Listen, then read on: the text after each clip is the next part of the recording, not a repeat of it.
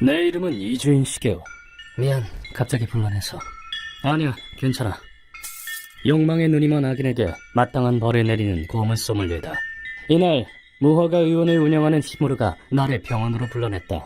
이 환자가 당신을 꼭 만나고 싶다고 해서. 나를 기다리고 있던 것은 당신이 이주인 씨인가요? 중상을 입은 노인이었다. 마스크 떼면 안 됩니다. 괜찮아요. 이대로 말하게 해줘요. 들어주세요. 저희 부부를 속여 남긴 그 여자에 대해서. 그 말에는 깊은 한이 담겨 있었다. 이 정도로 비장한 각오를 지닌 사람은 흔치 않다. 알겠습니다. 무슨 일이 있었는지 들려주십시오. 그 여자는 제 남편을 살해하고 보석으로 만들었어요. 읽고 의뢰인은 믿기지 않는 비극을 설명하기 시작했다. 의뢰인의 이름 미야기 히사노, 70살의 여성이었다. 멋진 나무야. 잎이 무성하니 아주 싱싱해. 여기 오길 잘했어. 그렇지 여보? 그렇고 말고 여생은 좋은 곳에서 보내야지. 의뢰인에겐 45년의 세월을 함께한 남편이 있었다. 노부부는 아이를 갖지 못했다. 두 분은 정말 금실이 좋으시네요. 어머, 원장님. 자녀가 없는 노부부는 양로원에서 여생을 보내기로 했다. 정말 부러워요. 저도 언젠가 좋은 사람이 생겨야 할 텐데. 양로원의 원장은 에즈마라는 여성이었다. 에즈마는 입소자들이 정성껏 보살피기로 평판이 높았다. 고마워요, 원장님.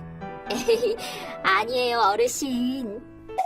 노인 요양시설의 책임자 치고는 조금 장신구가 화려한 편이었지만. 여보, 내가 이런 걸 찾았지 뭐야? 오, 미야코지마루 신혼여행 갔을 때 사진이네. 젊다 젊어. 여보, 우리 연말에 또 갈까? 젊음을 되찾으러. 여행을 가자고? 자신들의 인생은 지금부터라고 두 사람은 생각했다. 이 양로원은 다른 곳보다 가격이 저렴한 편이었다. 미야기 어르신, 이거 전해주시겠어요? 그래요.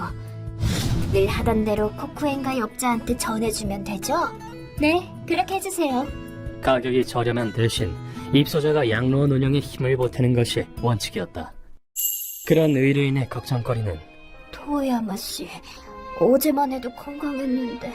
입소자가 잦은 빈도로 세상을 떠난다는 것이었다. 양로원의 입소자는 당연히 고령자들이다. 여보, 하루라도 더 오래 살아야 돼. 그럼 인생은 지금부터라고. 연말에 미야코지마루 여행도 가야 하는데 벌써 가면 안 되지. 하지만 그 사실을 고려하더라도 사망자가 유독 많게 느껴졌다. 그러던 어느 날 나이를 먹으니 화장실을 자주 가게 되네. 의뢰인은 한밤중에 눈을 떴다. 화장실에 들렀다가 방으로 돌아가려던 그때 원장님은 아직도 일하시나? 불 켜진 원장실을 지나치게 되었다. 늦게까지 일하는 원장에게 격려의 한마디를 건넬 요량이었다. 요망난 노친네들은 이용해먹기 편해서 좋다니까. 원장님? 그런데 문틈 사이로 새어나온 목소리는 자기가 운반하는 물건이 뭔지도 모르고 시키는 대로 잘만 하잖아? 너무나 이상한 내용을 담고 있었다. 뭐? 우리가 운반했던 물건, 그게 대체 뭐였길래? 원장의 이해할 수 없는 발언은 계속되었다. 다음 콜렉션은 이미 정해뒀어. 멍청한 노부부를 한 번에 보내버릴 거야. 자세한 내막까지는 알지 못했지만 뭔가 이상해. 설마 죽는 사람이 많았던 이유도. 자신들에게 위험이 닥쳤음은 분명했다. 위험을 직감한 의뢰인은 곧바로 그 자리를 떴다. 그리곤 방으로 돌아가 남편을 깨웠다. 여보, 나가자. 여기 있다간 얼마 못 가 봉변을 당할 거야. 뭐라고? 두루뭉술하고 뜬금없는 얘기였지만 알겠어. 당신 말을 믿을게. 남편은 사랑하는 아내의 말을 의심하지 않았다. 그때 방문 앞에 누군가가 나타났다.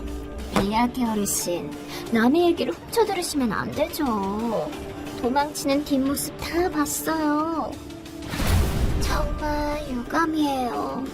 아니, 어차피 이렇게 될 운명이었나? 깡패로 보이는 남자를 대동한 에즈마였다. 두 사람은 허락 없이 방 안으로 성큼성큼 들어왔다. 어차피 살 날도 얼마 안 남았겠다. 잘가 하라밤. 주름이 자글자글한 몸을 예쁘게 만들어주지. 노쇠한 부부는 그들에게 속수무책으로 교타당했다. 그 후 의뢰인은 낯선 방 안에서 정신을 차렸다. 여긴 어디야? 여보. 정신이 들어? 에지마는 꽁꽁 묶인 두 사람을 내려다보고 있었다. 그때 의뢰인의 눈에 들어온 것은 아, 알아챘어? 어때? 예쁘지? 이 빨려 들어갈 것 같은 영롱함을 보라고. 벽면을 메운 반짝이는 무언가였다. 그것의 정체는 무수한 다이아몬드로 토야마시? 보석 하나하나 날짜와 이름이 기재돼 있었다. 에지마는 마치 자랑하듯 이야기했다. 여긴 말이야, 양로원의 탈을 쓴 다이아 공장이야.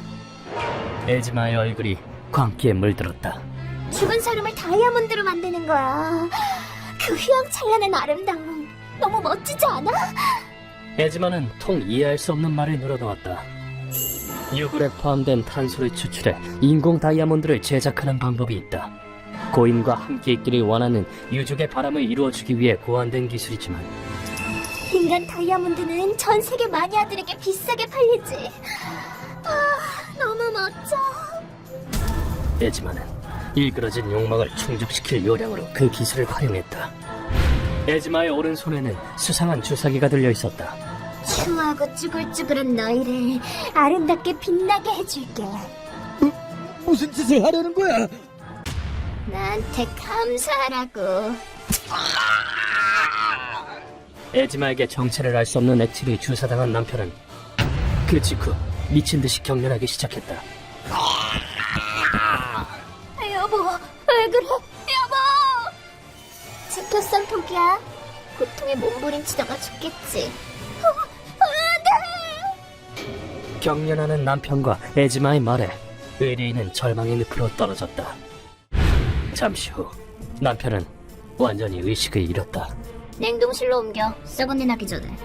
오케이. 에지마는 사랑하는 남편을 마치 물건 다루듯 했다. 다음은 너야.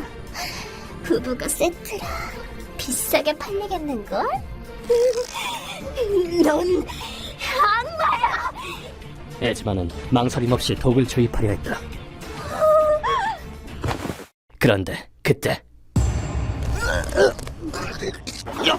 여보. 남자가 밧줄을 푼 순간 남편이 의식을 되찾았다. 남편은 입에서 거품을 내뿜으며 다른 박질했고 그대로 에지마를 힘껏 들이받았다. 그 충격으로 주사기가 깨지며 파편의 일부가 에지마의 손에 상처를 냈다. 에지마는 이성을 잃고 난리법석을 떨었다.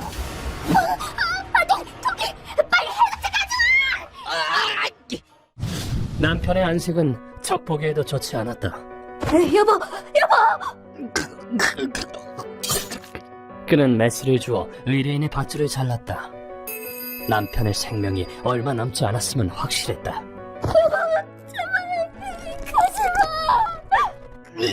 그리고 다음 순간 남편이 심하게 피를 토했다. 그러는 동안에도 에지마는 혼란에 빠져 어쩔 줄 몰라 했다. 뭐해? 빨리 해독제 가져오라니까? 자신의 목숨이 걸려있으니 당연했다. 남편은 마지막 힘을 쥐어짜 말했다. 여보, 그동안 행복했어. 고마워. 당신이라도 살아남아. 그 말을 끝으로 남편의 몸은 힘없이 축 늘어졌다. 여보! 45년을 함께한 남편의 소망. 여보, 나 살아남을 거야. 그것을 이루기 위해 의뢰인은 마음을 굳혔다. 하지만 도망치려 해도 여기가 어디인지조차 알 수 없는 상황. 창문, 맞을 길은 창문뿐이야. 의뢰인은 창문에 걸린 커튼을 열어젖혔다. 창문 밖을 내려다보자 양로원 마당에 있던 그 나무야. 그런데 창문을 열기가 무섭게 무언가가 날아와 의뢰인의 등에 박혔다. 날아온 것은 의료용 메스였다. 해독을 끝낸 에즈마가 메스를 던진 것이다. 늙어 빠진 게 잘도 발악하는구나. 포기해. 도망칠 곳은 없으니까. 그 순간 의뢰인의 머릿속을 스쳐 지나간 것은 이 나무를 봐. 잎이 풍성하니 아주 싱싱해. 나도 질 수야 없지. 이 나무를 사랑한 남편의 말이었다.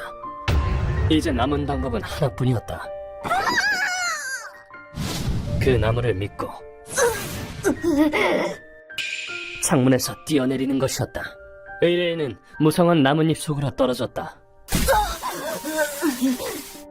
싱싱한 가지와 잎이 쿠션 역할을 해주었다. 추락하면서 땅에 세게 부딪혔지만 움직여야 돼. 의뢰인은 아직 살아있었다. 이 높은 데서 뛰어내리다니. 보나마나 죽었겠지. 시체나 회수해야겠어. 두 사람은 의뢰인이 살아있을 거라곤 미처 생각하지 못했다. 몸은 이미 만신창이었지만 살아야 돼. 그 사람이 그렇게 말했어. 집념을 발휘해 양로원에서 탈출하는 데 성공했다. 그렇게 길거리까지 나온 데까지는 좋았으나 고령의 몸은 한계에 달했다. 그때였다. 교구코구미의 쿠가 코테츠가 그곳에 나타났다. 상처가 심각한데? 이러다 죽겠군. 전속력으로 뛴다. 그렇게 해서 힘으로의 병원까지 옮겨진 것이다. 모든 이야기를 마친 뒤 의뢰인은 눈물을 떨궜다. 유복하지는 못해도 남편과 조용히 여생을 마치고 싶었어요. 그런데 그 순간 의뢰인이 무시무시한 얼굴로 소리쳤다. 왜 내 남편이 그렇게 고통스럽게 죽어야 하는 겁니까? 심지어 다이아몬드로 만들어서 내다 팔기까지. 우리 장식품이 되기 위해 살아온 게 아니라고요. 의뢰인은 피를 토하는 심정으로 통곡했다. 그리고는 뼈가 부러진 손을 내게 내밀었다. 부탁입니다. 남편의 원수를 갚아주십시오. 알겠습니다. 당신의 한은 제가 책임지고 풀어드리겠습니다. 저도 남편도 이대로는 편히 못 죽습니다. 그 여자한테 복수해야만. 이 통곡의 목소리를 거두지 않는다면 고문 소믈리에로서 존재 가치는 없으리다. 의뢰인의 힘으로에게 맡기고 우린 그 양로원을 조사하기 시작했다. 양로원 원장은 에지마 키미. 겉으론 상냥한 척하지만 사실상 돈에 미친 배금주의자예요. 에즈마는 원래 간호사로 일했었다. 반짝이는 보석이 나를 더 빛나게 해. 자기 분수에 맞지 않게 보석을 광적으로 좋아했다. 그러던 어느 날 에즈마는 불법 운반책 일을 시작했다. 보수 들어오면 또 보석을 사야지. 일이 위험한 만큼 수입이 짭짤했기 때문이다. 그렇게 살던 어느 날 에즈마는 어떤 사실을 알아차렸다. 선생님, 아침밥 언제 주세요? 아까 드셨잖아요, 어르신. 진짜 아무것도 모르는구나. 노인의 판단력과 기억력이 떨어진다는 사실을 에즈마는 운반책 일을 하며 모은 자금으로 양로원을 세웠다.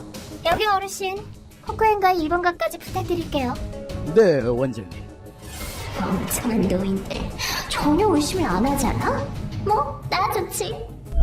입소자를 이용해 운반하는 물건의 양을 대폭 늘렸다. 그때 에즈마는 보석상에게 어떤 얘기를 들었다. 시신으로 만든 다이아몬드가 대부분 마니아들에게 비싸게 팔린답니다.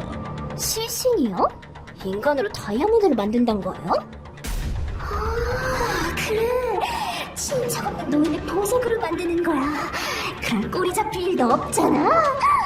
보석광인 에즈마는 양로원을 죽음의 다이아몬드 공장으로 만든 것이었다. 그렇게 해서 번 돈으로 젊은 남자들을 끼고 놀았나봐요. 탐욕스러운 돼지같이. 여기까지 조사하더니 루카도 많이 성장했다. 그날 밤 거래가 이루어진다는 버려진 창고로 걸음을 옮겼다. 선생님, 누가 있어요? 쿠가 코테츠 씨 같은데? 저 녀석들도 에즈마를 잡으러 왔나 보군. 녀석들은 바로 나를 알아챘다. 이주인 씨? 아, 나 저 사람 알아. 유명한 고문 소믈리에잖아. 내 이름은 신조 쿄타로. 교고쿠구미의 신세를 지고 있어. 난 타깃을 잡으러 왔다. 비큐시제 신저 교타로. 뒷세계에서 절단왕이라고 불리는 미치광이로 날 화나게 했으니 이적 보행 정리야! 코테스! 인체를 절단하는 것에 즐거움을 느낀다고 한다. 신조 형님, 이분이 오셨으니 우린 물러나는 게... 비키라고? 지금 나한테 한 소리야? 그러자 놈은 들고 있던 경단꼬치를 안 비키겠다면? 형님! 나를 향해 던졌다. 그리고 멈추지 않고 나를 공격했다. 그쪽으로 피할 거라고 예상했어! 오른손 정권 찌르기가 날아왔다. 너나 비키시지! 강철처럼 단단한 주먹. 잘 훈련받은 사람의 주먹이다. 이 단단한 주먹, 소림사 검법인가? 조금 흥미가 생겼다. 안 돼. 이승을 잃으면 골치 아파지는데. 몸을 날려서라도 막아야 돼. 물론 나는 반격에 나섰다. 방해하겠다면 무력화하는 수밖에. 아, 빠른데! 다음 순간 파워도 장난 아니고! 나는 중국 검법인 분권으로 맞섰다. 신조는 오히려 즐겁다는 듯 입꼬리를 올렸다. 멋진 펀치야. 그치만 날 얕보면 큰 코 다칠걸. 신조가 전동 코터를 들었다. 그리고 그때 멈춰! 구가가 몸을 날려 신조를 저지했다. 이주인 씨랑 싸우지 말라고 큰형님께서 신신당부하셨잖아요. 잊으셨어요? 기억 안 나는데. 대단히 실례했습니다, 이주인 씨. 교고 구금이도 이래저래 고생이 많군. 저희 타깃은 카쿠아뿐입니다. 그랬군. 내 타깃은 에즈마라는 여자 하나뿐이다. 카쿠아는 에즈마의 거래 상대다. 검은맨, 앞으로 말 함부로 하지 않겠다고 약속하면 이쯤에서 용서해줄게. 너에게 용서할 권리가 있다고 생각하나? 비켜. 제발 그만들 좀! 절단왕 신조 쿄타로. 나를 상대로 이런 광기를 보이다니 보통 나기가 아니다. 잠시 후 루카가 문을 박차고 들어갔다. 습격입니다! 습격자들! 뭐야 저것들은? 정보대로 아지트 안에는 에즈마가 있었다. 약을 퍼뜨리신 여러분, 전동 커트 어떠세요? 실력의 차이는 거대했다. 네 어머니가 약을 한다고 생각해봐! 싫잖아, 그치? 신조는 전동 커터로 카쿠아 조직원을 전원 절단했다. 신조 덕에 우리 쪽은 일이 수월했다. 강력스러운 돼지 같으니 엄청나게 아플 테니까 각오하세요! 루카가 에즈마의 신병을 구속했다. 그 후 우리는 에즈마를 고문실로 옮겼다. 선생님, 검은기계 세팅 완료했습니다. 뭐야 무슨 짓을 하라는 거야? 고문기계에 태엽을 감아 에즈마의 손가락을 뭉갰다. 두 번 다신 반지를 못 끼게 해주지. 그리고 늘 그래왔듯 질문을 던진다. 너는 고령자를 이용해 약을 운반하고 이걸로 다이아몬드를 제작해 사익을 취했다. 네가 저지른 일에 대해 어떻게 생각하나? 그러자 에즈마가 침을 튀기며 소리쳤다. 늙어 빠진 노인들이 살아있어서 뭐해? 몸엔 주름이 자글자글하고 추하니 윤기라고 찾아볼 수 없어. 그럼 차라리 다이아몬드가 되는 편이 행복하겠지. 내 말 틀려? 지금 이걸 대답이라고 하는 건가? 내 앞에서 잘도 짓거렸겠다. 루카, 시작해라. 네, 선생님. 이런 악덕 같은 여자 같으니 첫 번째 스위치 온! 루카가 스위치를 누르자 뭐야? 무슨 짓을? 에즈마의 양손을 고속한 밧줄이 둔탁한 소리를 내며 움직이기 시작했다. 에즈마의 비명과 함께 몸이 뚝뚝 끊어지는 소리가 나기 시작했다. 3m짜리 거인 완성! 이제 두 번째 갑니다. 야! 두 번째 고문은 더욱 흉악하다. 에즈마의 팔다리 위에 설치된 철이 점차 붉게 달구어지기 시작했다. 뭐야 이거는? 다이아몬드를 만들 때 뼈에 높은 압력을 가하는 장치다. 이제 네가 고통을 느낄 차례다. 이건 업무용 고속 프레스 기계다. 달구어진 철이 에즈마의 다리를 마구 뭉갰다. 기계는 무감정하게 프레스를 반복했다. 에즈마의 팔다리는 종이보다 얇아졌다. 프레스 기계의 원래 용도는 철골을 압축하는 것이다. 다이아몬드처럼 가공해달라고 빌어보den가. 팔다리를 절단당하는 것보다 훨씬 고통스럽다. 그때 에즈마가 목숨을 구걸하기 시작했다. 그만 살려줘. 사적 제재는 불법이라고. 일리 있는 말이다. 하지만 그런 건 알 바 아니다. 됐고, 너 얼굴에 주름이 자글자글하네.